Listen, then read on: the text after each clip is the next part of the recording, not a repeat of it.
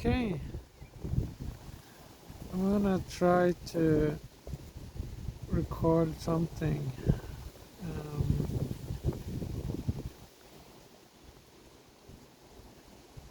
and I'm totally not sure how this gonna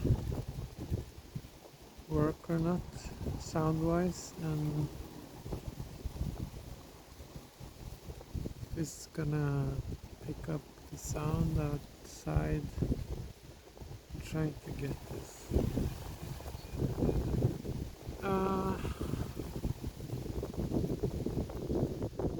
So I'm sitting here outside.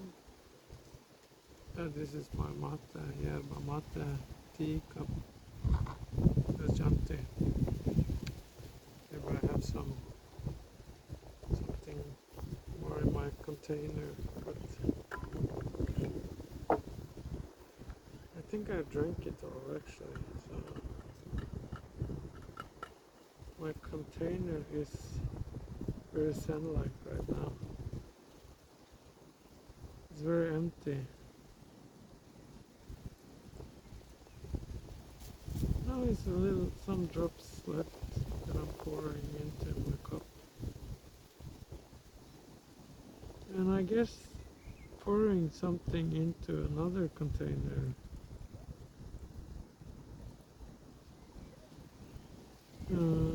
reminds me of the temperance or moderation and transformation. So I remember that in the tarot, yeah, tarot. I'm not sure how I pronounce it, but the tarot, it has this this figure that's pouring some from I think it's like, what's it called, in from one container to another. Cups, I think it's the King of Cups, maybe. I don't remember exactly, but the point is that in order to contain something,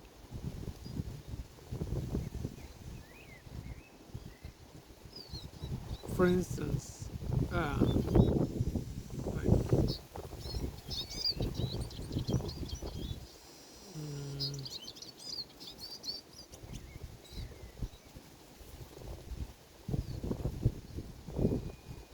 your emotions, that's something you can contain, right?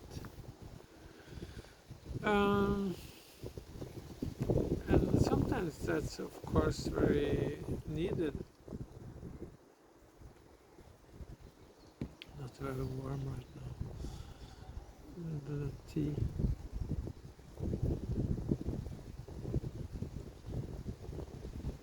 And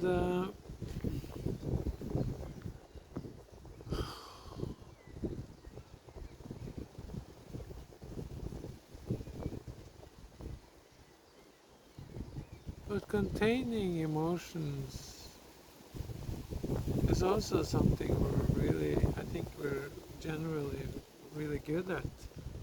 Like avoiding it or um, suppressing it or pretending that it's not, like we're not feeling anything, or being hard, like hardening.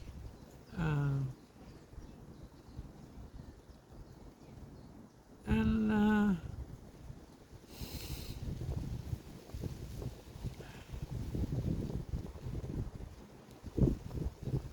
it's also sometimes we can flee from them, like unconsciously run propositions in order to escape what what's actually going on in our bodies. And that it can appear that we're collected if we run our propositions and share it with the world in like our scripts, so to speak. Like I remember I talked to this guy who was very interesting, also quite scary in a way. I talked, and he had the firm belief that he could predict what the next person's gonna say in a group setting. And at first I couldn't believe what I was hearing. Like, who is this guy? What is this? And he actually firmly believed that he could do that.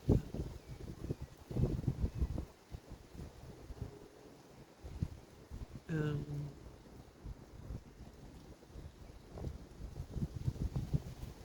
and reflecting on that now, I think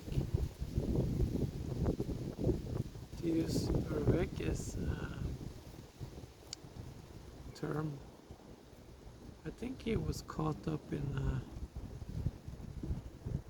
propositional tyranny. Tyranny. I think it's pronounced tyranny.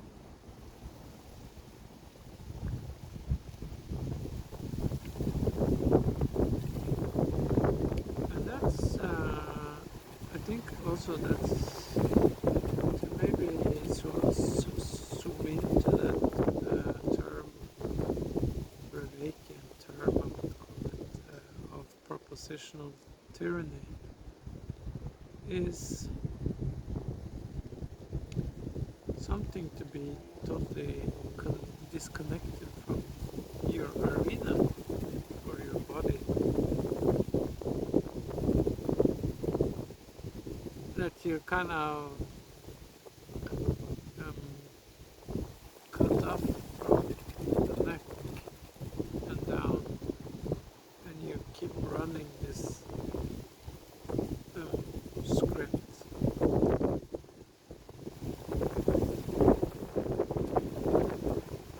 Why we usually disconnect from our bodies or the actual experience of what we're experiencing is because we're terrified of what's really going on. And of course, sometimes that way to survive emotionally is just too much, you know. Sometimes it's too much what we're feeling and our sensations, and maybe we're in pain in our bodies. So it kind of makes sense that we disconnect from our bodies.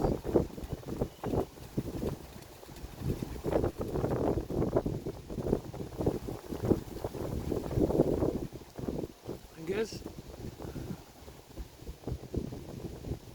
if we get really good at it, we can spend our whole life being unaware of what's actually going on in our lives, in our bodies, and how we can be really good at it. It can be a mastery of avoidance.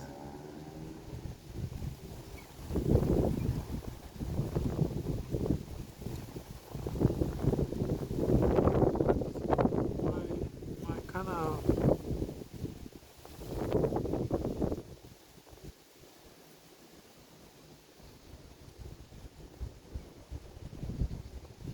my question that it's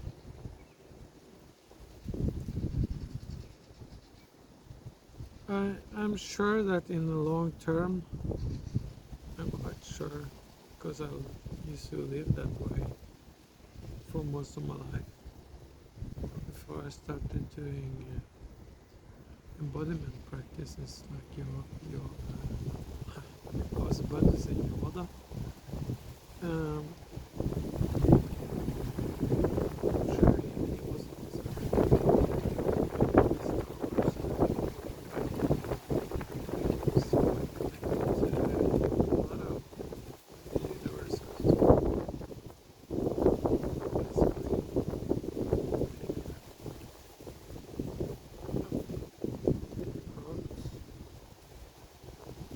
it was an ant running up my leg. I felt it. Oh no, there's a lot of ants here. Of course it is. I'm in the woods. But to get back to where I was, where before the ant, these big ants, they can bite. I'm trying to connect to my leg in a vicious way. They're, of course, very. No, they can be vicious.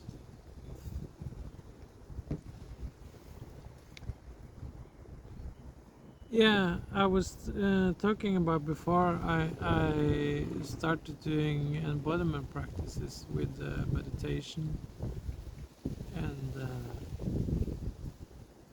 yeah, a lot of different things I've explored, qigong and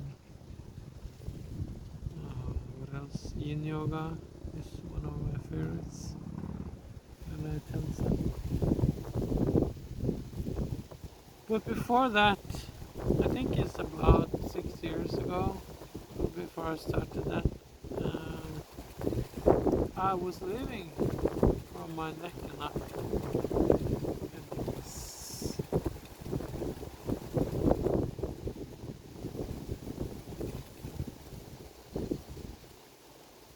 I kind of relied on my propositional knowing in relating. It's very important to be smart and to come off as clever. Yeah.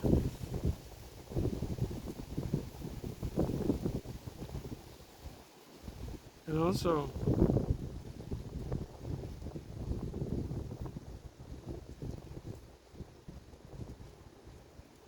there was, of course, a reason that I became like that.